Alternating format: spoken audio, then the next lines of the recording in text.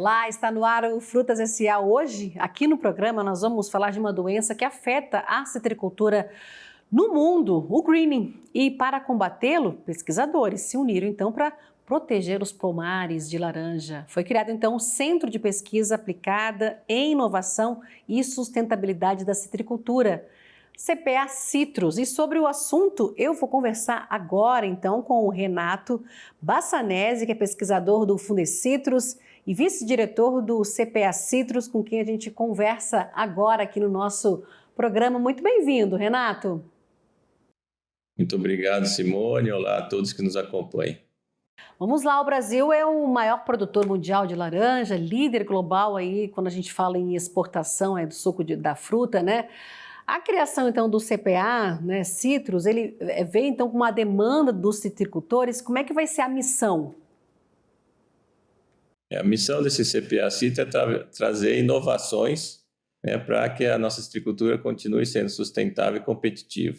E, principalmente, focado nesse problema muito grave que é o greening dos citros, uma doença sem cura, né, que a gente pode comentar sobre ela mais para frente. A gente tem muito que falar do greening, né? Uma dor de cabeça aí do nosso citricultor, né? Não só do brasileiro, né? A gente está falando do mundo, né, Renato? Com certeza. O greening hoje é a principal doença da citricultura mundial, tem causado vários prejuízos em todos os países em que ela ocorre. Na verdade, ela ocorre em todos os países da Ásia, das Américas, né, na África, só ainda não chegou na Europa e na Austrália. Então, é uma doença que preocupa toda a cadeia de laranja, suco de laranja e outros citros, né, como tangerinas e limões. Agora, como é que vai ser essas soluções, né, que vão ser desenvolvidas para eliminar a doença? Bom, o CPA é uma parceria público-privada entre o Fundecitrus, representando aí os citricultores que produzem laranja e as indústrias processadoras de suco aqui do estado de São Paulo, e o setor público, né, com a FAPESP financiando as pesquisas, cofinanciando junto com o Fundecitrus dá uma parte dos recursos e a FAPESP dá outra parte, e aí o centro é coordenado pela Exalc, da Universidade de São Paulo, que é um centro de excelência em pesquisa e ensino. Além da Exalc, nós temos aí mais 11 instituições de pesquisa do Brasil, né, incluindo o Unicamp, o Unesp, a Embrapa, o Instituto Agronômico de Campinas, o Instituto Biológico, a Universidade Federal de São Carlos,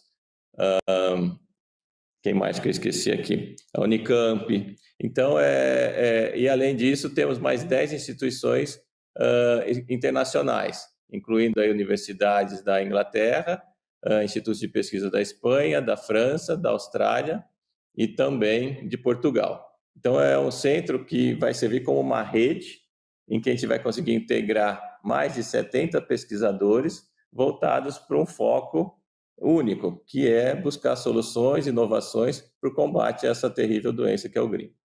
Pois é, eu estou vendo aqui, uma rede muito grande, 11 instituições aqui no Brasil, 10 internacionais, 70 pesquisadores, está todo mundo ligado, todo mundo vai estar imbuído nessa missão, essa grande missão, né, de buscar essa estratégia, porque quando a gente fala do green, a gente também está falando de prejuízos, né, para a citricultura brasileira, não é? Sim, o greening ele causa prejuízos terríveis, ele diminui a longevidade dos pomares que deveriam viver 20 anos, duram aí com infestações altas de green até 10 anos. Ele causa uma queda prematura dos frutos nas plantas que estão doentes. Então, só para ter uma ideia, nos últimos 5 anos, mais de 100 milhões de caixas de laranjas foram perdidas com queda prematura da fruta nas plantas. Nesses últimos 21 anos, desde que o greening chegou aqui no estado de São Paulo, já foram eliminadas mais de 70 milhões de plantas. Muitos produtores deixaram de ser produtores de citros, tiveram que mudar para outras culturas porque não conseguiram conviver com a doença e não conseguiram controlar de uma maneira adequada. Então, é um problema econômico bastante grande e causa também um problema social bastante grande. E Renato, a gente pode dizer que o CPA, o centro, ele vai conseguir buscar a CPA, o CPA, né, Citrus, vai conseguir buscar essa estratégia, porque a gente está falando no Brasil que são 21 anos, não é? 70 milhões de plantas eliminadas, né, nessas quase duas décadas aí, muitas mudanças aí econômicas, muita gente saindo até da atividade, é um problema econômico. Como é que está o espírito de vocês, né, o espírito de corpo aí, para buscar, tentar chegar, porque até o momento a gente fala, né, nesse primeiro start, não existe uma cura, né? Pode-se chegar a uma cura até a gente acabar aqui 2030? Sim, é o que nós esperamos, né? O centro ele vai ter uma duração de 5 anos e caso ele tenha êxito, ele pode ser prorrogado por mais 5 anos. Então, nesse período, nós vamos buscar soluções de curto, médio e longo prazo. O que eu diria que são as soluções de curto prazo? Como melhorar, por exemplo, a aplicação dos inseticidas para ter um controle mais eficaz do inseto que transmite essa bactéria, né? Ou trazer novas moléculas, novos inseticidas para fazer um programa de rotação e evitar que o inseto fique resistente aos inseticidas. Nós vamos buscar também produtos que possam ter um controle direto sobre a bactéria. Então, produtos que possam ser aplicados na planta ou injetados na planta e ele acaba tendo uma ação bactericida, diminuindo a bactéria na planta. Essa planta volta a ser uma planta sadia e volta a produzir como produzia antes. Mas o objetivo a longo prazo, que seria uma medida mais sustentável ainda, é ter variedades de laranja que sejam resistentes à bactéria, que não fiquem doentes. Então, esse é o grande desafio. Nós temos uma luz no fim do túnel, porque nós já identificamos plantas da Austrália que têm resistência a essa bactéria. Então, a ideia é estudar melhor essas plantas, descobrir quais são os genes, quais são as proteínas, quais são os metabólicos que essas plantas resistentes produzem, para poder usar essa informação e transformar as laranjeiras comerciais hoje que a gente tem em laranjeiras que sejam resistentes. E também outra estratégia que nós temos aí, que vamos investir bastante, é em plantas que sejam repelentes ao inseto que transmite a doença, porque aí ele não vai picar essas plantas sadias, né, essas plantas repelentes, ele vai ser repelido e essas plantas não ficarão doentes. Então, são várias estratégias que vão ser abordadas. Eu diria que o greening vai ser estudado de A a Z, né, todas as interações da bactéria com a planta, da bactéria com o inseto que transmite a doença e também as interações do inseto com a planta. E aí buscando as fraquezas, né, desse patossistema para poder intervir de alguma maneira mais sustentável. Porque ele deve ter essa fraqueza, não é? Você está colocando aí em relação à luz no fim do túnel, né? Com essa observação em relação à Austrália, né? De tendo essa variedade que por lá, eu acho que você falou no início do programa, a Austrália não tem o focus do green, não é? A Austrália ainda está livre da doença, mas essa planta resistente é um parente, seria um primo distante da laranja que a gente tem, então não é uma variedade pronta. A gente teria que fazer um cruzamento dessas plantas com as laranjeiras, fazer um melhoramento genético, ou melhoramento convencional, ou melhoramento por vias de biotecnologia, né? Uma transformação genética, ou melhor, que seria uma edição gênica, que não é considerado uma planta geneticamente modificada e é mais aceita pelos consumidores. Então, é isso que a gente está buscando. A gente já tem essa linha de pesquisa que vai ser o grande foco do projeto, mas a gente também tem outras que, para ganhar mais tempo, né, trazer soluções mais imediatas, para ganhar tempo até que essas variedades existentes sejam produzidas. Então, todo o foco do green, a gente não pode jogar os ovos numa cesta só. A gente tem que ter várias alternativas e aí poder fazer uma integração dessas alternativas para viver com essa doença de uma maneira mais sustentável. Porque a gente está falando aí... E é isso que busca o centro. Sim, é porque a gente está... Então, todos esses pesquisadores, cada um no seu expertise, né, na sua especialidade, buscando uma alternativa que possa melhorar o controle dessa doença. Só para ter uma ideia, por exemplo, o estado da Flórida, nos Estados Unidos, que era o nosso maior competidor em produção de suco de laranja no mundo, a produção de laranja lá caiu mais de 90%, né, nos últimos 20 anos, porque o greening dizimou os pomares deles. Aqui no estado de São Paulo, no cinturão citrícola, foi feito todo um trabalho do Fundecitrus com os produtores para um controle preventivo dessa doença. Em vez de se buscar uma cura, a gente fez um controle preventivo A maior parte dos citricultores adotou essa medida, tá certo que nem todos adotaram, por isso que a doença ainda tem crescido, mas a maioria dos produtores que adotaram as medidas recomendadas, eles conseguiram manter os pomares vivos até hoje, né? E a nossa produção não tem diminuído ao longo dos anos, ou seja, a gente tem conseguido viver com a doença, embora isso represente um custo maior para o produtor, uma dor de cabeça maior para o produtor, algumas perdas de fruta, algumas perdas de qualidade, mas ao longo de todos esses anos a gente tem conseguido manter até que a pesquisa nos traga uma solução melhor, né? Eu não acredito que uma única solução vai ser obtida, nós temos que atuar em várias frentes. Por isso que a gente criou esse centro, para poder ter essa amplitude, flexibilidade e também acelerar todo o processo de avanço do conhecimento. Quais são hoje as medidas recomendadas, né, em relação ao green, né? A gente está falando do centro agora, que tem toda essa escala a ser conquistada, né, no período, no médio a longo prazo, mas você falou que alguns produtores adotam, outros não. Os que não estão adotando, seria o porquê? Qual o motivo? Muitas vezes o produtor ou ele não consegue ser tecnificado, ele não tem recursos ou não vê isso como uma prioridade, e a hora que ele vê a doença já tomou conta do pomar dele, é tarde demais, porque é uma doença que não tem cura. E por isso que as medidas que são recomendadas são medidas preventivas. Por exemplo, a medida número 1, usar mudas já produzidas em viveiros telados, livres da bactéria. Uma vez que você coloca essa muda no campo, ela vai ter que ser protegida. Como que a gente protege essa muda? Evitando que o inseto com a bactéria consiga se alimentar nessa planta e transmitir a doença, principalmente nos brotos dessa planta. Então, são feitas pulverizações preventivas com inseticida para proteger essas plantas da alimentação pelo inseto que transmite a bactéria. E à medida que as plantas ficam doentes, como elas não têm cura, o melhor manejo seria você eliminar essas plantas doentes para evitar que elas sirvam de fonte de bactéria, de propagação da bactéria, para que o inseto chegue nessas plantas, adquira a bactéria e vá para outras plantas transmitindo a doença, que é o que a gente chama de remoção do inóculo ou remoção das fontes de bactéria.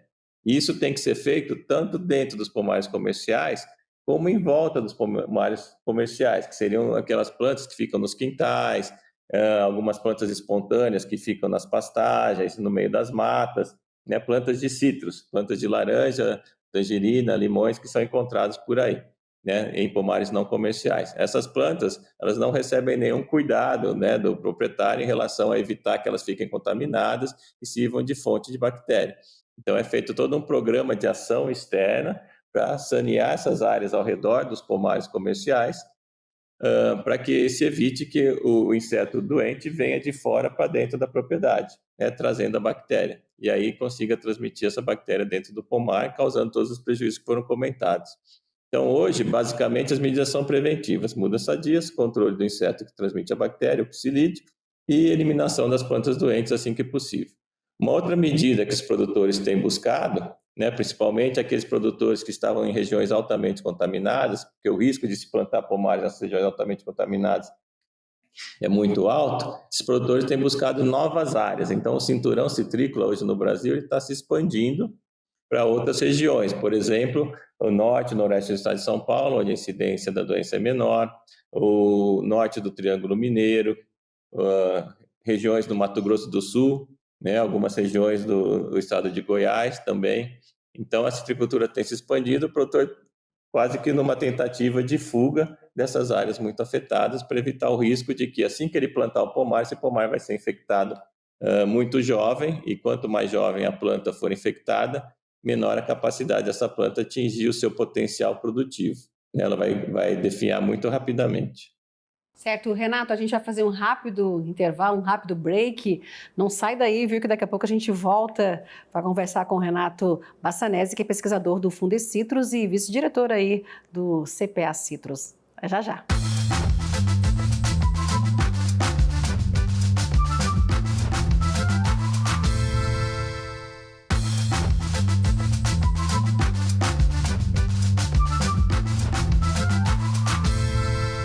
Voltamos com o Frutas S.A. aqui no AgroMais, o canal dedicado à agroinformação. Hoje a gente está falando de uma doença que afeta a citricultura no mundo, que é o greening. E para combatê-lo, pesquisadores então se uniram para proteger os pomares, né, de laranja. Foi criado então um centro de pesquisa aplicada em inovação e sustentabilidade da citricultura, o CPA Citrus. Sobre o assunto, estou conversando com o Renato Bassanese, que é pesquisador do Fundecitrus, também vice-diretor aí do Centro de Pesquisa. O Renato, o Centro de Pesquisa, como é que está a fase dele, né? Já falamos aqui no primeiro bloco de muitos pesquisadores, né, de muitos institutos que vão participar, 11 por aqui do lado do Brasil, né, e 10 do exterior, né, são 70 pesquisadores. Como é que está o cronograma de vocês para esses encontros, em relação a essas pesquisas que você colocou para a gente? Simone, o centro é um centro virtual, ele é coordenado pela professora Lídia Morim, que é a diretora do centro, lá na Exalc, em Piracicaba, né, que pertence à Universidade de São Paulo. E aí, a partir de fevereiro, é dado início às atividades do centro. Então, antes mesmo do centro ter esse start, foram feitas várias reuniões com os pesquisadores, né, foram feitas várias propostas de pesquisa, cada um na sua área de especialidade. E agora a gente vai pôr a mão na massa, né, ou seja, vai comprar os equipamentos que precisam ser comprados para os laboratórios, vai começar as pesquisas nos laboratórios, nos campos, contratação de alunos de pós-doutorado, bolsistas de doutorado, mestrado, iniciação científica, formar uma equipe maior para poder dar início aos trabalhos de investigação. Então, nós estamos bastante animados, né, depois da assinatura do convênio há 2 semanas, para que realmente a gente consiga soluções, né? E a gente sabe que o citricultor está ansioso, assim como os pesquisadores estão ansiosos por novas descobertas, os citricultores estão ansiosos para ter uma solução melhor para o controle dessa doença. Porque é uma demanda aí do próprio citricultor, né? A gente já está falando de uma doença que já está no Brasil há 21 anos, não é, Renato? Correto, a doença foi detectada aqui no estado de São Paulo em 2004, mas ela também já está em outros estados, que é bastante preocupante aí para o Brasil, né? Ela já está em Minas Gerais, no Paraná, Santa Catarina, Goiás e Mato Grosso do Sul. Em menor incidência, concentrada mais no estado de São Paulo. No estado de São Paulo, algumas regiões ela está muito preocupante, realmente, são 5 regiões aí, Duartina, Porto Ferreira, Brotas, Limeira e Avaré, em que a doença está acima de 60% das laranjeiras já estão infectadas. Isso com impacto na produtividade, né, e na longevidade dos pomares bastante significativo. Então, existe uma urgência, né, e por isso que o setor se uniu e buscou o governo para essa parceria público-privada para ampliar e acelerar as descobertas de controle dessa doença. Porque esses 21 anos que eu citei aqui, que a gente falou no primeiro bloco, só em São Paulo? Exato, 21 anos em São Paulo que ela está presente. Muita coisa, muita coisa. Mesmo. 21 anos em São Paulo, E aí a gente tem conseguido, né? Uhum. A gente tem há várias penas aí conseguido manter ainda o estado sendo líder na produção de laranja, sendo líder na produção de suco de laranja, mas a gente precisa de melhores soluções, né? Alguma coisa que dê um fôlego aí para o produtor. São Paulo, então, Minas Gerais, Paraná, Santa Catarina, Mato Grosso do Sul. Esses estados, tirando São Paulo, a gente está colocando quantos anos aí dessa doença castigando os pomares? Minas Gerais, ela apareceu em 2005, Paraná foi 2007 e mais recentemente, nos últimos 5 anos, que ela foi detectada, então, em Santa Catarina, há 2 anos no Mato Grosso do Sul e o ano passado em Goiás. Então, ela é recente ainda nesses outros estados, né? Tirando São Paulo, Minas e Paraná, esses outros 3 estados, ela é ainda mais recente. São Paulo. Mas os produtores desses locais, eles têm que estar conscientes de fazer toda a prevenção que é feita aqui, né, no estado de São Paulo.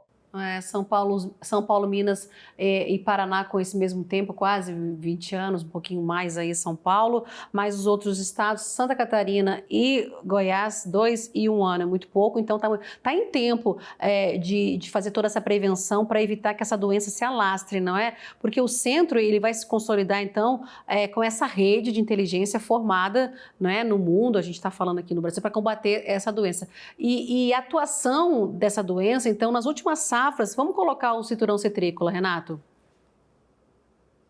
No cinturão citrícola, nós tivemos aí na safra passada uma produção em torno de 230 milhões de caixas, muito mais em relação a problemas climáticos do que a doença. Nessa safra, nós estamos esperando um pouco abaixo de 300 milhões de caixas, 290, 294 milhões de caixas. Ou seja, houve uma recuperação, porque tínhamos um clima um pouco mais favorável, mas não subiu mais por causa do greening, porque o greening hoje ele já derruba, né, em torno de 9 a 12% das frutas das plantas. Então, imagine se nós não tivéssemos o greening, em vez de produzir 290, 300 milhões de caixas, nós estaríamos produzindo em torno de 330 milhões de caixas, o que aumentaria ainda mais nossa produção, nossas exportações e assim por diante. Então, eu acho que a gente está no momento certo para trazer novas soluções o quanto antes para o produtor. E nesses novos estágios onde a doença ainda é baixa, as medidas preventivas ainda são as melhores. É muito mais fácil você prevenir do que remediar, né? Isso aí minha avó já dizia há muitos anos atrás, né?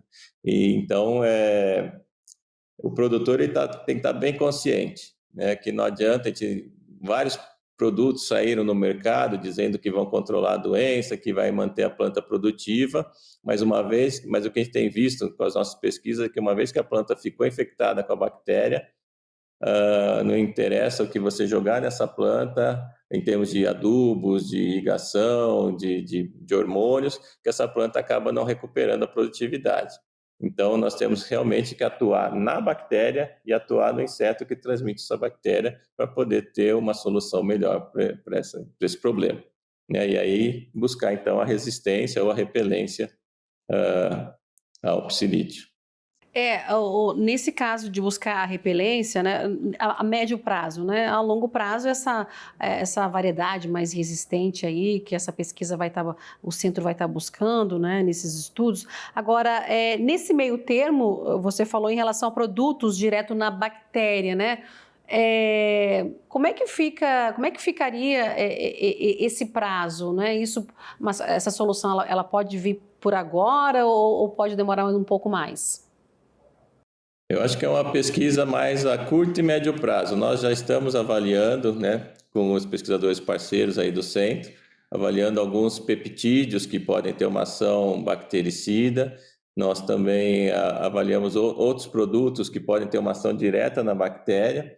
E aí agora precisa ter alguns ajustes que vão ser feitos dentro desse centro para realmente ver como que isso tem que ser aplicado na planta, se vai ser por uma injeção, se vai ser por uma pulverização, qual que é o momento ideal, se isso vai trazer algum efeito colateral na planta, né? Porque você está jogando um produto dentro da planta. Então, tudo isso tem que ser analisado, mas eu diria que essa pesquisa de produtos para controle da bactéria é uma coisa mais a curto, médio prazo. Uma planta resistente, realmente, que seja resistente à bactéria, é um estudo mais de longo prazo, que seria de 5 anos a 10 anos, para a gente poder ter essa planta já desenvolvida. Aí ela precisa passar toda por uma regulamentação, né? Porque seria uma planta editada ou geneticamente modificada, isso precisa passar por uma regulamentação junto ao governo, para que essa planta possa ser liberada comercialmente e produzida em larga escala no campo. Renato, essa incidência do greening, né, no cinturão citrícola, 2024, 44,35% das laranjeiras aí do cinturão estavam infectadas, apresentando os sintomas, né? Vem crescendo, né? Isso foi 2024, 2025, 47,6%. E para esse ano 26 também tem esse crescimento aí, tá pequeno, mas continua crescendo. Seria isso? O que nós temos visto nos últimos 4 anos é que a doença ela segue crescendo, a incidência, porque alguns produtores ainda são bastante resistentes a eliminar as plantas que estão doentes no campo, então não tem como diminuir a doença se você não elimina a planta que vai ficando doente, você só acaba acumulando novas plantas doentes. Mas o que a gente tem percebido é que nesses últimos 4 anos, esse incremento de um ano para o outro tem sido menor, tem sido decrescente. Então, a gente estava aí com 24, passou para 38, foi um crescimento bem alto, de 56%. Aí de 38 foi para 44, um crescimento de 16%. E no ano passado nós tivemos de 44 para 47, um crescimento de 6 a 7%. O que a gente espera para esse próximo ano é que o produtor ele tenha aprendido mais a lição e consiga controlar melhor a doença. Então, a gente espera ou que esse patamar fique estável ou que até diminua um pouco. Ou se crescer, vamos dizer, uns 3% no máximo. Então, nós estamos bastante esperançosos porque o produtor, nós tínhamos um problema muito grave nos pomares, que era a resistência do inseto a alguns inseticidas que eram usados em larga escala nos pomares, principalmente os piretróides e os neonicotinoides.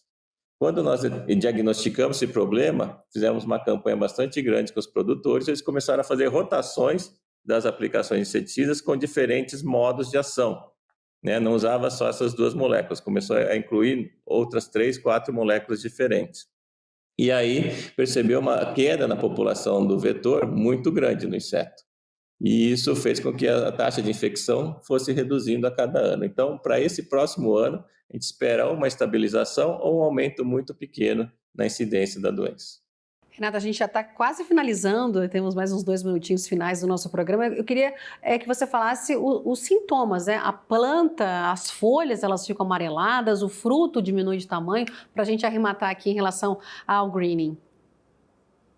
Ok, vou tentar ser bem rápido então, Simone. É o seguinte, o greening, ele deixa o fruto deformado na planta, então o fruto fica deformado, ele não amadurece de maneira correta, então ele tem até o sabor de um fruto verde e esse fruto acaba caindo precocemente no chão. Se você cortar esse fruto no meio, você vai ver que esse fruto é deformado e as sementes dentro desse fruto elas estão amarronzadas, ou seja, estão xoxas e mortas, são sementes abortadas. Na planta, na folhagem, ela vai deixar as folhas amareladas com um gradiente entre verde e amarelo, vai formando o que a gente chama de mosqueada, a folha fica manchada. As nervuras ficam amareladas e a maior parte dessas folhas vai cair precocemente também no chão. Ou seja, você vai ter muita desfolha da planta. Então, a planta vai perdendo folha e os frutos que estão deformados vão caindo precocemente. Juntamente com a bactéria ocupa a planta inteira, ela também afeta o sistema radicular da planta. Então, a planta perde raízes. Praticamente, a planta fica com muito poucas raízes, absorvendo menos água e menos nutriente. Então, à medida que a doença vai crescendo, essa planta vai definhando cada vez mais. Renato Bassanese, pesquisador do Fundecitrus, vice-diretor do CPA Citrus, o Centro de Pesquisa. Muito obrigada pelos esclarecimentos aqui para falar como é que vai funcionar o centro, né? E estamos aqui para a gente voltar a falar desse assunto aí quando a gente tiver mais resultados a médio e longo prazo, viu, Renato? Muito obrigada. Eu que agradeço e será um prazer voltar aqui e trazer as novidades para todos os citricultores.